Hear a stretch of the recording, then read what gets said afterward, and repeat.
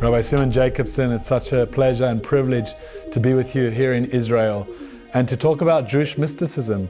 You wrote Toward a Meaningful Life, and it sold so many copies and inspired so many among the other books and the beautiful shiurim and ideas that you share all over the world. But what is Jewish mysticism? So first of all, thank you for having me. It's an honor to be here, especially in the Holy Land, as you say.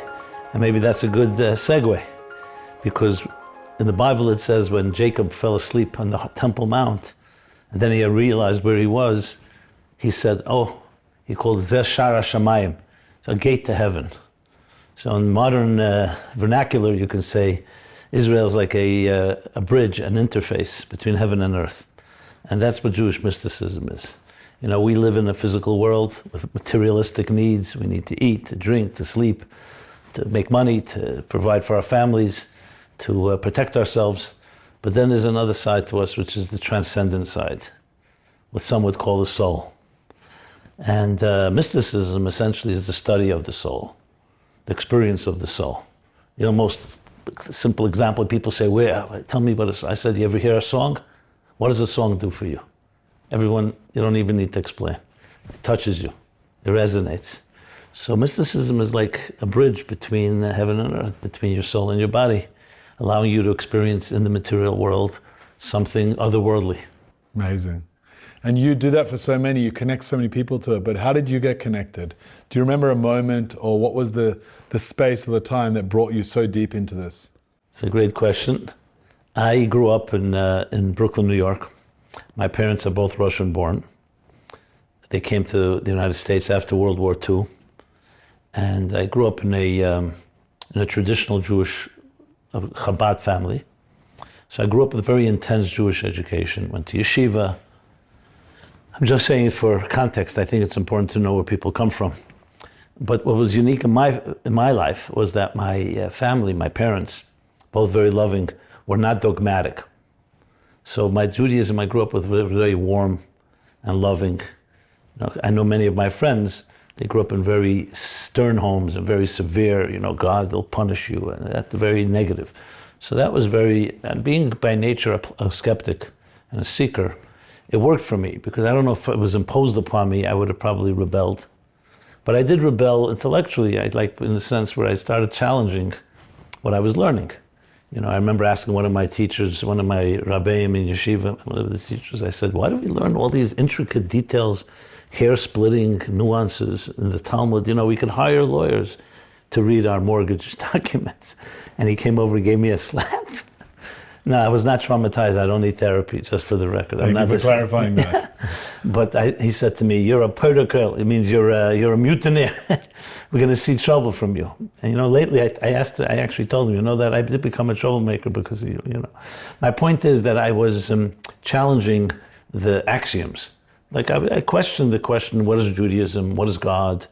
Is this a man-made system to control people? I'm being very honest with you. I appreciate it. So, and that's what led me. I was like a rebel without a cause.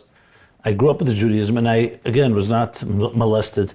So I have no negative experiences with Judaism. But internally, it didn't resonate yet with me. It was more like, this is what you do. And I did it. I wasn't looking to reject Judaism. And it was ultimately in my teenage years, and I did a lot of reading. I have to say I read many other religions and many, especially Far East mysticism, Buddhism, and so on. And then someone introduced me a little to Hasidic thought, which I had studied, but I had studied very mechanically. And then something clicked. It was like music. I mentioned music. I used it for a reason, because it works for me. It resonated. And I said, oh, wow, it's the music of Judaism is what I'm looking for, not just the mechanics. Imagine just hitting the keys on a piano and no music comes out. That's what mitzvahs could be if you don't have a soul. And for me, it happened in a very profound way. It wasn't overnight, it was a journey. And I realized life is not what you see on the outside, it's all within. But I was looking if Judaism talks about that. Because when you read the Talmud, you don't always see that. The Talmud talks more about the intricate details of law. That tells you more like what to do, not why to do it and what's behind it. And once it began resonating with me, I'm like an extremist. Then I said, okay, I'm in. This is it. And it was for me a sense of like mission. that we have to do everything possible to teach, because I saw so many Jews, even my own colleagues, both in the religious world and the secular Jewish world, that had no idea that we have this treasure. And that's really, it was like music. And now I've been teaching music since, I always say I'm 17 years old with 51 years of experience. Amazing. Well, you connected to one of the greatest mystics of our time, and arguably in many generations, the Lubavitcher Rabbi. Right. What was your role with him, and what did he do for you as an individual, and what did you feel his contribution was? Well, just to follow along I'm giving you my biography.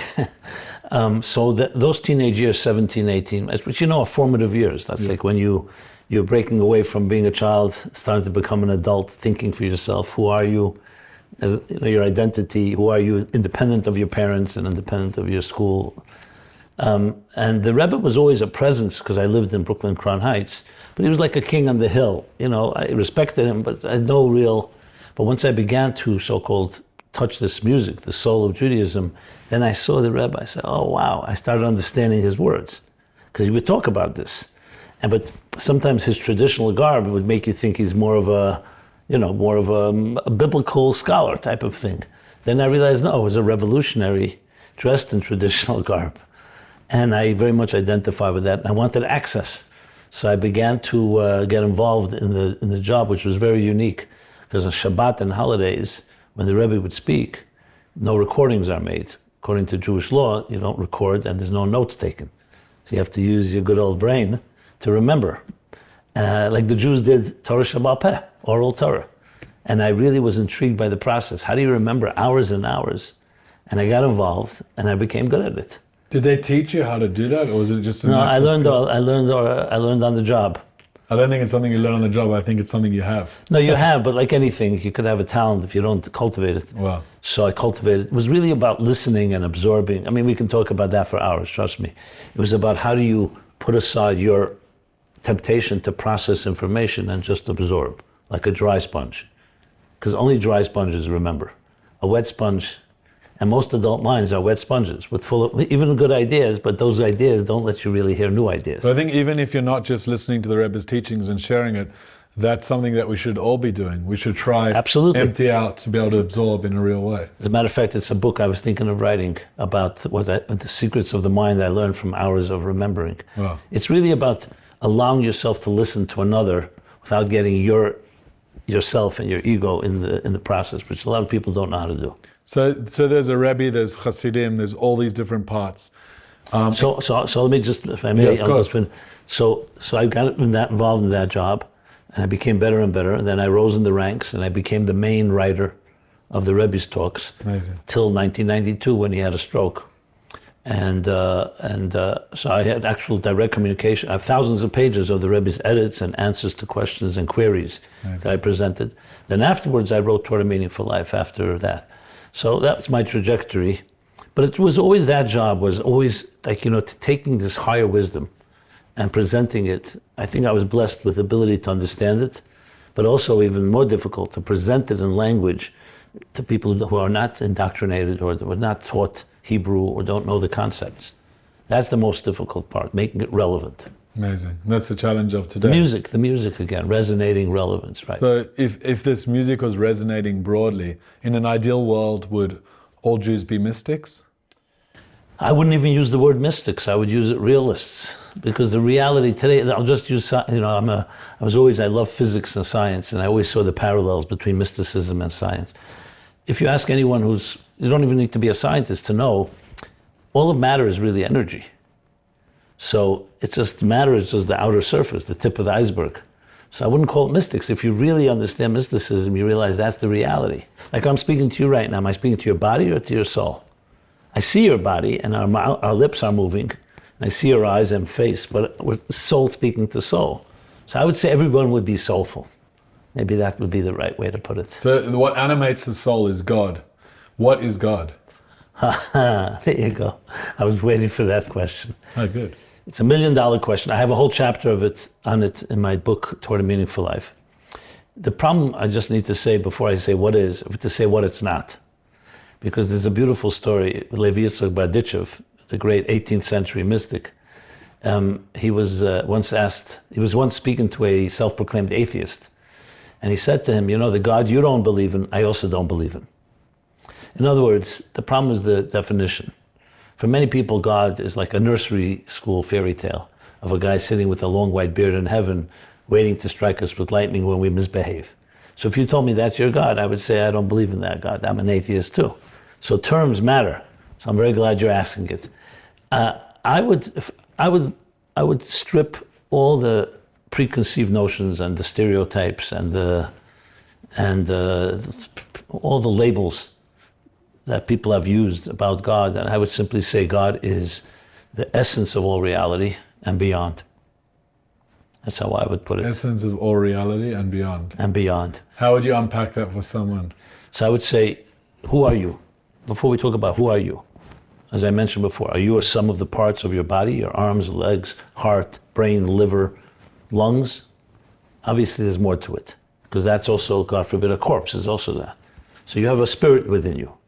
I'm not even talking now in religious terms. You have something, you want to call it electricity, so be it, energy.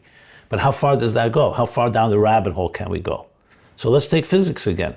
We know all matter is made up of elements, which are made up of molecules, which are made up of atoms, which are made up of subatomic particles. How far down can you go? So in a way, the essence of everything is very deep down. So God is like the core of it all, lying right here, except we don't see it because we only see the outer dimension. And that God, calling it God, that higher reality chose to create an outer reality, which is the surface layer of our existence. And ever then, the rest is history, we're trying to reconnect. And what's the purpose then of the Jewish people? Let's first talk about the purpose of all people. Okay. What's the purpose of people? So I'll quote the biblical statements. God says, I'm creating a universe. He creates it in 6 days, and then says, now I will create the human being in my image, divine image. I will put a creature on this earth that's unlike everything else, unlike the mineral, the vegetable, the animal, that will be, his role is to transform this material world into a home for the divine. So that's the purpose of all of existence. We're all here to take our material life and spiritualize it, turn it into a garden, into a beautiful home, civilize the world, and going against the grain of our selfish temptations to become people of service, to people of love, of virtue. In other words, basically, instead of narcissistic self-interest life, a God-centric life. And that's basically all of humanity. All of humanity. Now, as we know, Adam and Eve, were they Jewish? Good question, right? Well, Jewish wasn't really invented then. Exactly. So it became a process. Human beings began to search. They also made mistakes, major mistakes. So we consider Abraham to be, the patriarch Abraham, to be the first who went into a pagan world that had denied God and began to say something's wrong, something's missing. And he began to search. And in a way, sometimes he's called the first Jew. But he wasn't legally the first because Jew. That only really happened after the Torah was given. But he was, you could say theologically, he was the first Jew. Yeah. Because he embraced the idea that life is not just about me. There's something greater and higher. But more importantly, he taught it to his children. And hence the birth of Abraham, Isaac, Jacob. And then they had children, and that continued to pass on. After the exodus from Egypt came Matan Torah, the story of Sinai, and that's when formally God said, here's a nation that's committed itself to me, I will now commit myself to them, and gave them the mandate, the blueprint for life called the Torah. And that's what the Jewish people became, people of the book, to teach what God wants to each of us, but also to teach it to the rest of the world. And that's important to know. So the purpose is really to teach the world to lead the way. God wants. To lead the way. And look, even the Christians and the Muslims will say it all begins with the Jews. Yeah. However they explain it. But the bottom line is, this one man, Abraham, and this one woman, Sarah, today are the most, billions of people. Literally billions of people, and maybe almost the entire world completely reshaped by them, because they introduced essentially the concepts of virtue, of charity, of tzedakah, of justice, all the values we cherish today. I just say it because a lot of people are not even aware that the very human rights and the freedoms you have were not a given Yeah. 300 years ago, there was no country on earth. The world was ruled by monarchs and by the church and by despots and by dictators. And we take it for granted. Exactly. So I look at, you talk about mysticism, Abraham was clearly a great mystic. But again, I use mysticism with a certain, because I look at it more if you really understand existence. It's, the mystical sounds exotic, like it's out there. But it's like saying that there's a soul. That's not so exotic if you think about it.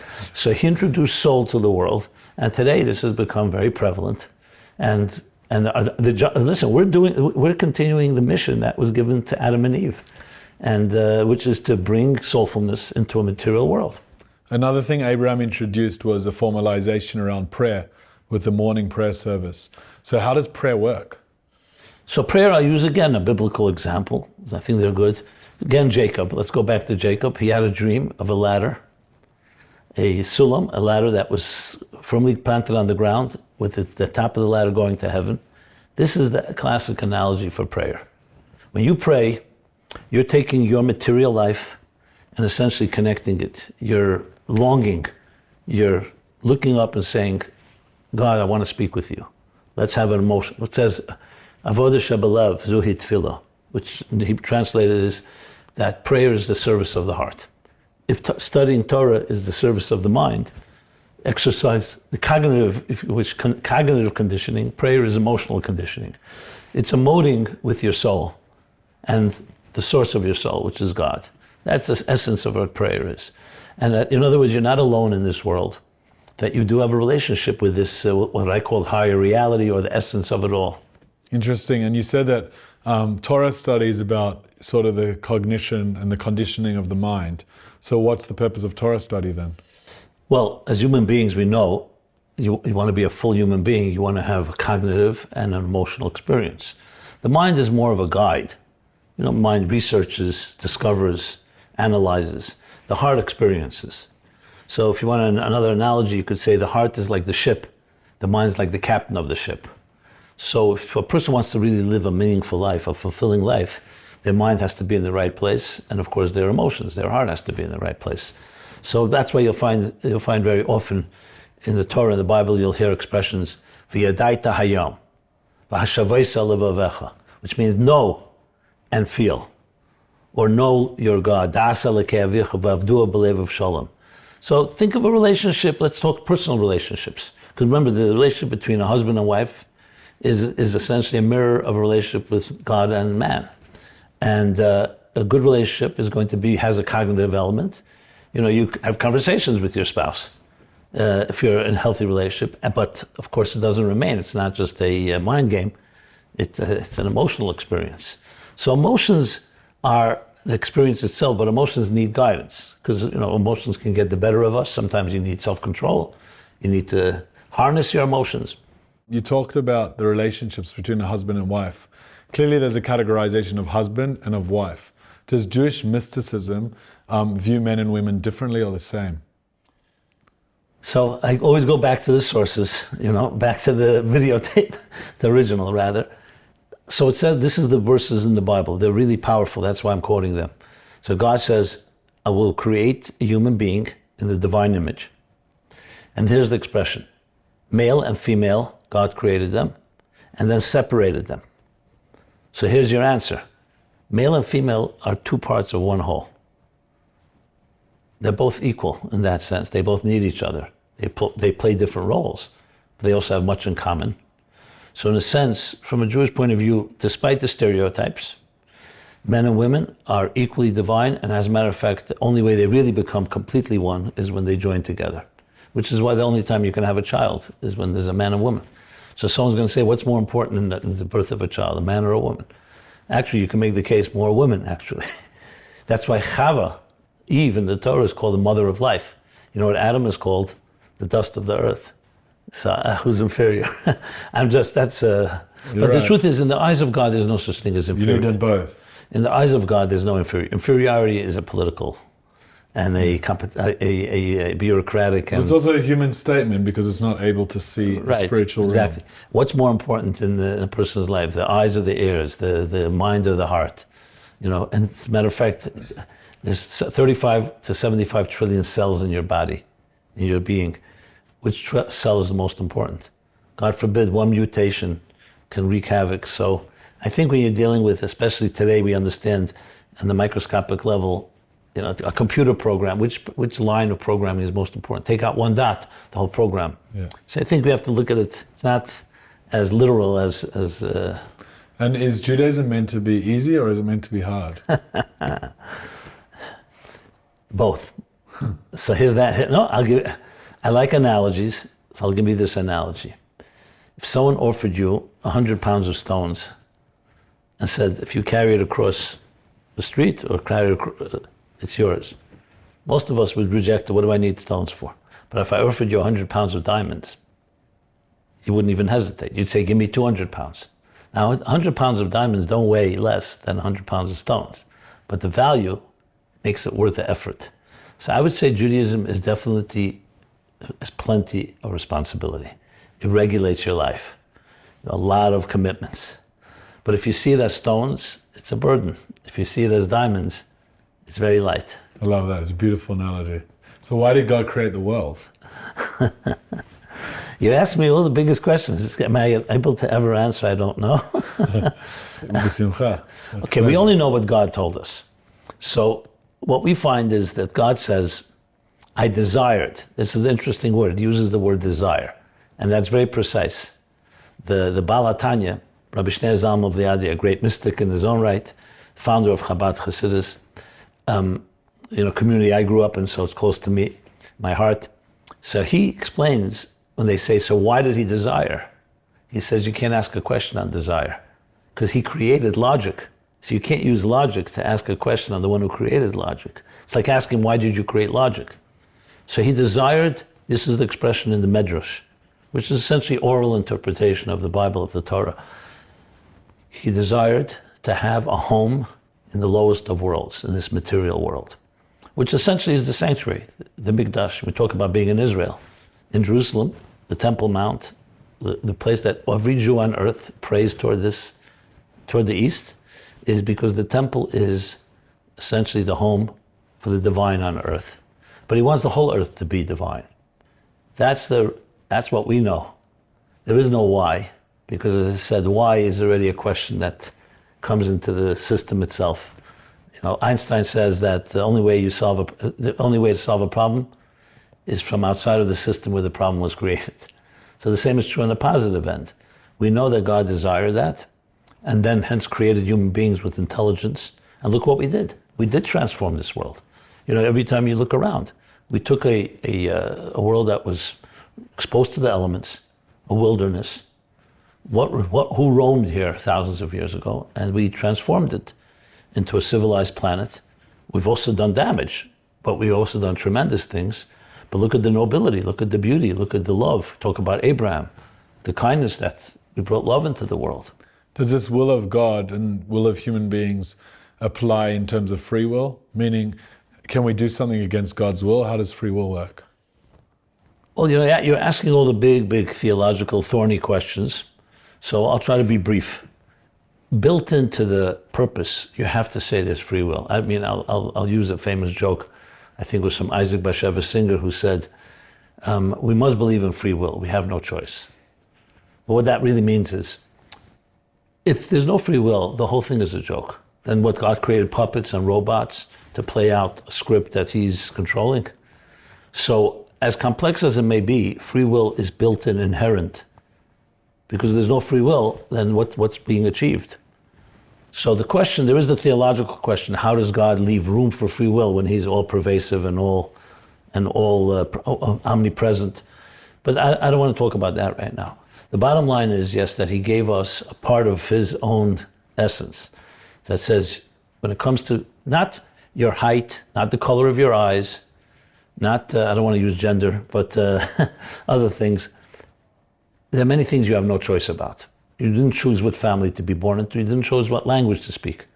You can learn new languages, but the color of your eyes, or your height, or other. But you choose right and wrong is up to you. If you choose right now to be kind to me, it's your choice. If you choose the opposite, it's your choice. And in some way, God, in his mysterious way, and there's many thousands of pages have been written on this, has suspended his own so-called hashgacha, his providence and his oversight when it comes to that point where you're going to choose. So the fact that you and I are sitting here is not necessarily up to us. God put us here, but how we'll use it is up to us. What about the Messiah? What about Mashiach? What do you think about? This is a term that for some people just sounds like a term. Is it a practical, from a mystical perspective, what does it look like? Absolutely, and I go back to the same story with God. The Messiah you don't believe in, I also don't believe in. I think Messiah, like God, are these most misunderstood. Well, furthermore, it's distorted words. I mean, I can tell you, I don't know how it is in Israel, but in the United States, the stereotypes around religious terms like God, Messiah, and so on are so deep that 90% of the work is not explaining what it is, but it's unexplaining or explaining what it's not. Dispelling the myths. Yeah. So the myths around Messiah are so many, and it sounds also this thing, Messiah, especially the Christian version of it, etc. So let me put it in just simple English without using any Hebrew. To me, it goes like this. This world, with all its intricate and fascinating design, was created by a cosmic engineer, otherwise known as God, for a purpose. The purpose we spoke about, which was to transform this material world into a spiritual environment. Basically to bridge heaven and earth. Okay. Messiah is the destination, the end of the process when it will be achieved. So take out that idea. That would be like saying, okay, the world is created by design. There's a purpose, but that purpose will never be realized. So Messiah is simply the realization of the purpose of existence. What happens when we get there? Once we get to this place, is the world going to be different? We're very close there. Look at the world in which we live in today. We mentioned before, we take for granted our freedoms. That's messianic, these freedoms. Because why shouldn't we be living in a world of survival of the fittest, dog eats dog, and just destroy each other? So I'm not saying there's plenty of work to be done still. But we're close. But we're far, yeah. Number two, look, we're sitting here talking about spirituality. There's a revolution in the air. So what will look like? It will look like a world where there was, I'll quote Maimonides, the Rambam, a world where materialism will only be a means to spiritual ends. So the idea of selfishness and greed and war and discord will be gone. That doesn't mean there won't be diversity. There'll be, but people will understand. Diversity without discord. Right, I'll call it harmony within diversity. It's when you really see people working together of different talents and skills. That's like a little taste of it. We really need it. Absolutely. But the beautiful story is that there are many people that are living that way. For sure. But there's more work to be done. Where do you see the state of Israel? Is it part of the final redemption? Well, the fact is you can't deny that today you have, 7 million Jews, the largest body of Jews ever. It used to be the United States. So that is a fulfillment of all the prophecies. We say in the prayers, the Jews will be gathered. But remember, the gathering of the Jews is not just a physical thing, it's also a spiritual thing. It means that we're reconnecting to our roots, to our homeland, to between the gate between heaven and earth. So it's clearly part of the process. I mean, there are different opinions, theological opinions of how much is it the actual part of the Geula, the redemption, or is it a step before? But we don't have to go into that. But everyone agrees. When you see recently a million Soviet Jews from the former Soviet Union, and generally a haven after World War II, and of course the renaissance of Jewish life in Israel. I mean, and this is our home, and it just continues. But there's two parts to the revolution. One is the actual being in Israel, and second is to be there spiritually. You can be there and not be there. You want to also have that renaissance. So there's a lot of spirituality here, but we're not fully there. Like we say in the prayer, even Jews in Israel say, because of our sins, we've been exiled from Israel. But what do you mean? We're living here, because you could be here and still be in exile. It's like a spiritual exile. You can be out of prison, but still be a prisoner. What is the greatest challenge facing the world today? I think the disparity between our material success and technology, which is making life literally so easy, and our spirituality is not keeping up. So I think the biggest challenge is the area like our emotional lives, personal lives. Technology does not make marriages better necessarily. So I think the disparity, to bridge that's why I think we need such a heavy dose of spirituality today to counter those forces of technological and medical and political advances that are taking place, that disparity. You cannot have too much tension will be created between body and soul. And that's why I believe also the rise of opioid use and people looking to relieve their the tensions they have, to numb. And the answer is soul, neshama. Talk about mysticism. I actually don't like the word mysticism just because it sounds like it's some exotic. Yeah, and it should be something that should be as common as drinking water. It's our spiritual oxygen. How has modernity changed Jewish mysticism, or has Jewish mysticism changed in modernity? Absolutely. If you look at it and you see this is I see this as literally a divine miracle, a divine hashgacha, a divine providence. The rise of mysticism in Jewish life, remember, it was always there. Rabbi Shimon Bar Yochai, the author of the Zohar, we're talking about 2,000 years ago, but he only had 10 students. And it was kept very confidential, very discreet, for many different reasons. So it was always there. But it was with the Arizal, the holy Arizal, we're talking now 500 years ago, 600, where he began to say it's a mitzvah to start disseminating it. It was still limited because the language, the cryptic nature of it, but with the generations it began to spread. The Baal Shem Tov, of course, was the birth of Hasidus, and he had his students. Today, it's commonly taught to people that are not necessarily in the highest spiritual levels. So you clearly see the growth of it, but if you trace the roots, you know when the Baal Shem Tov lived? Right at the time of the Enlightenment. Correct. When the emancipation of the Jews. So the birth of modernity corresponds almost to the year when Pnimiyut HaTorah began to become more, I could say, more mainstream. And there was resistance. But do you think there's a spiritual balancing of the scales? Not only, like I think antidote to all the real Kabbalists all say that. They say it they actually give two reasons for the greater dissemination. Because the question, of course, is asked, if it was always kept so discreet, why now all of a sudden? Why suddenly are you able to teach it? Why aren't all these limitations? And it could be abused. And it was. Shabtai Tzvi, the Frankists, they abused. Kabbalah can be abused. There was a reason there was resistance to it. It was legitimate reasons, because no one knew where once you open up the spiritual... Can't close it again. Yeah, and also, if someone doesn't know how to use it, they can abuse it. Yeah. They can turn it into things that were very inappropriate. And so, two reasons are given. One is when it's darker, you need more light. And the darkness was becoming... Remember, there was no assimilation of Jews 500 years ago. I mean, there were a few that maybe converted, but it was minimum numbers. Today, 80% of the Jewish people are assimilated. However you define that. And I'm not saying it as a judgment. I'm just saying it as a matter of fact. They're not affiliated. And it's mostly out of ignorance. We call it tinuk shenishba, someone that doesn't know better. So when there's more darkness, you need more light. There's actually a beautiful analogy for that from the Baal HaTanya, Rabbi Shneur Zalman, because some of his colleagues were saying, should Pnimiyut HaTorah, Hasidus, mysticism be taught to everybody? And as Ashgacha would have it, someone saw a page of a Hasidic discourse on the floor. So you see, it's not being appreciated. The Baal HaTanya gave a beautiful analogy. He said a king had a child who became gravely ill, and the doctors gave up hope. He was dying, and the doctor, for this was the king's only child. So he was desperate.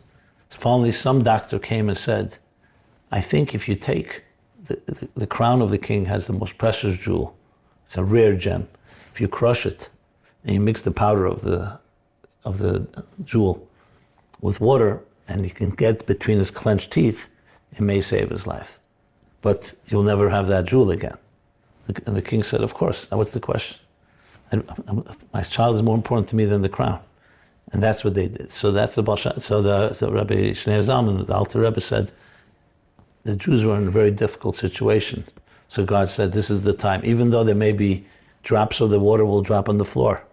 It's a price that he's willing to pay. Yeah, because the Jews need neshama, because they are going to be challenged in terrible ways due to the materialism of the world, due to the freedoms and so on. So freedoms are a blessing, but you have to have... So that's one reason given, because the more, like before the dawn is the darkest, so that's like countering. The second reason, interestingly, is before Mashiach comes, before the end of time, when spirituality will dominate everywhere. So it says before Shabbos, you have to taste of the foods of Shabbos. So the Torah. So the revelation of the inner dimension of Torah is like a taste of what will be coming. And they actually are, interdependent. So the deeper revelation is due to the darkness, and the darkness brings out that deeper revelation. And you said that you studied many other religions, doctrines of thought, ideas. What makes Jewish mysticism unique? So first of all, I have no problem saying there's many commonalities.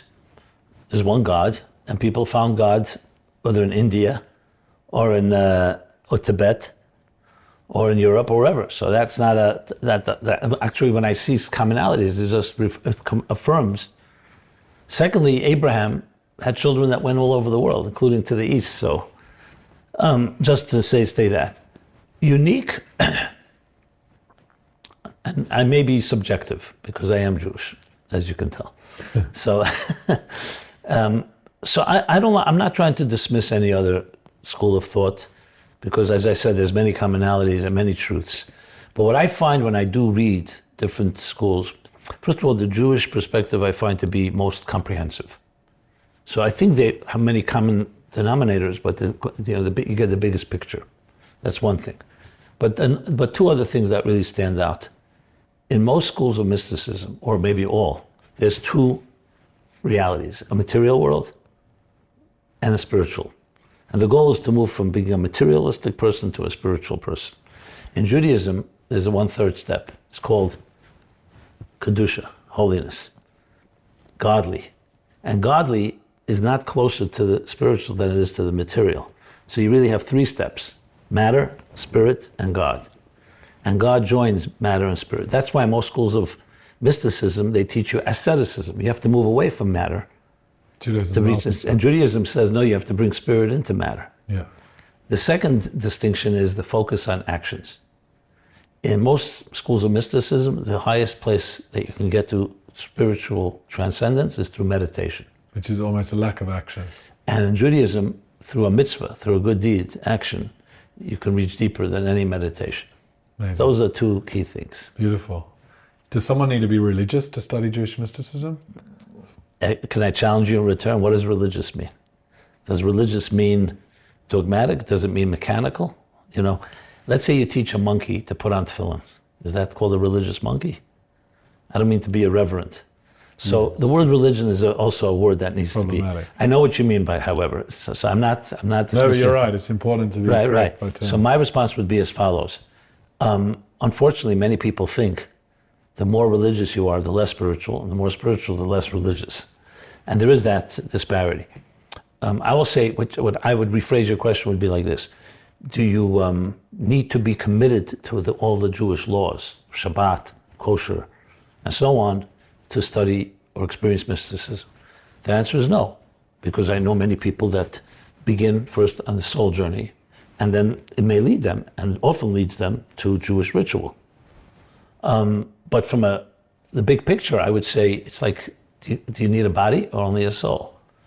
At the end of the day, what you call religion, or what I would call halacha, laws, is the body of Judaism. And mysticism is the soul of Judaism, and you need both. You could do one without the other. Correct. There are people that do the laws and they don't know about the soul. So anyone can learn about it, but the highest level is to And frankly, many people, the only entrance point is through the soul. They're not ready to keep Shabbos, but then they hear, oh wow, Shabbos is the day of the soul?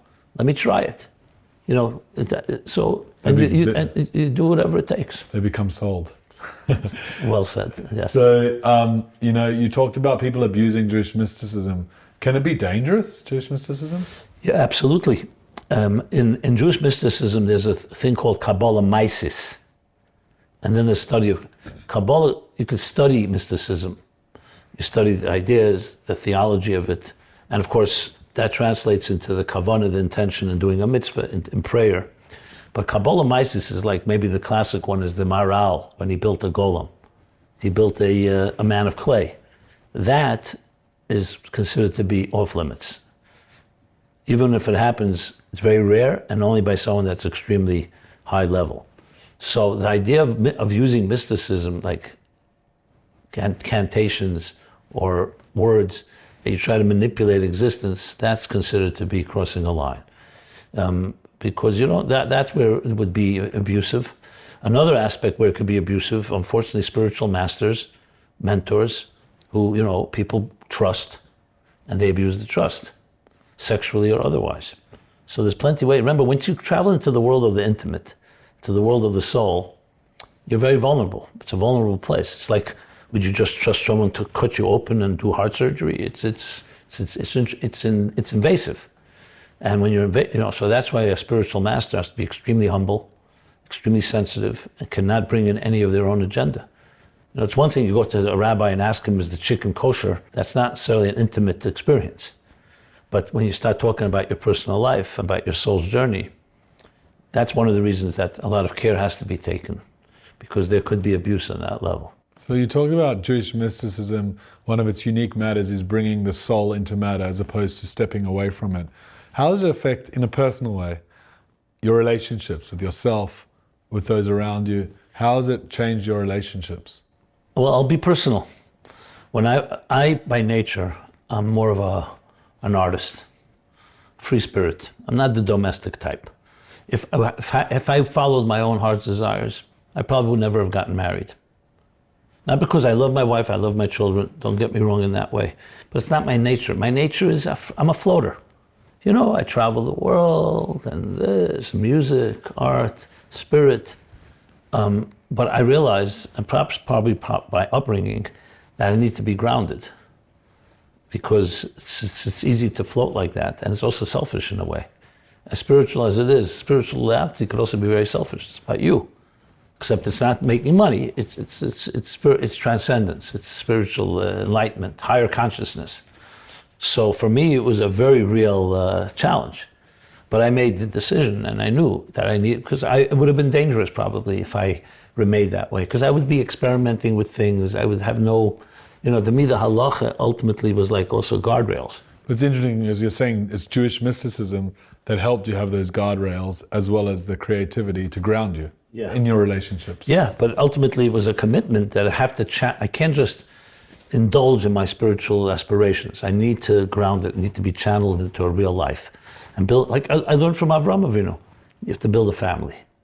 I always tell people, look, who are the greatest leaders in the secular world? Biggest philosopher in the Western world, Aristotle, most people say. The biggest, greatest artist, Rembrandt, Van Gogh, whatever. Musicians, Mozart, Beethoven, Bach. I mean, the list goes on. Shakespeare, the greatest literature. Do we know if they had children or grandchildren? They left a legacy. They left plenty of beautiful things, but they didn't turn it into a community. And that to me was that resonated. That's why I said it's not just spirituality and material. There's God. You have to have the bittul, even of your spirituality. You have to get out of the comfort zone of your own spirit and do what's right, not always what you like to do, even if it's spiritual. Beautiful. We've had an incredible conversation about Jewish spirituality, about Jewish mysticism. Instead of talking about it, just to end, can you share one teaching? What is one mystical teaching that you either carry with you right now, or you think can resonate with others? Yeah. The one that most that comes to mind, I mean, there's so many, is human suffering. Let's talk about how does mysticism, because it's like one of the most difficult topics, because it's emotional. And even if you have it all figured out in your mind, when your heart is broken, your heart is broken. A loss is a loss. So I found the idea of tzimtzum, which is a doctrine taught by the Arizal. Tzimtzum means concealment. That for God to create existence, since God is an all-pervasive reality, there's no room, space for anything else. I'm quoting now Eitz Chaim. That's one of the classic works of the Kabbalistic master, the Arizal, one of the greatest, maybe the greatest mystic. So God, so to speak, like a teacher would withdraw or recede his ideas, so leaving room for a student. So God in some way left space, but in the process concealed his presence, which allows for free will and allows for us to be. So in essence, all suffering and all pain is really a product of God's concealment. So to me, that's a mind-blowing revolutionary idea, because it's not just, okay, you'll find God even in the concealment, but the very concealment itself is a godly, it's just a different way of God expressing. It's like, think of, in the name of love, you want to express something to the person you love, but you have to prepare yourself, so you fall silent. So they think you're silent. And truth is the deepest love, because you're preparing to reveal something even deeper. So never think that silence is really silence. So in many ways, suffering is a form of divine silence, but don't ever see it as an end in itself. It has a tremendous amount of potency. And that's why because remember, pain is very powerful. It's just negative energy. So when you tap into it, you can release tremendous power. Now, of course, we want to reveal it. We don't want to, that to me is one of the very fundamental topic, because it's addressing a difficult topic. It's one thing, there's the beautiful mystical topics of seeing the infinite in a rose or in a flower, but to be able to see God in darkness is very difficult. Well, Rabbi Simon Jacobson, this conversation was enlightening and reflects the incredible knowledge and sagacity that you take with you everywhere.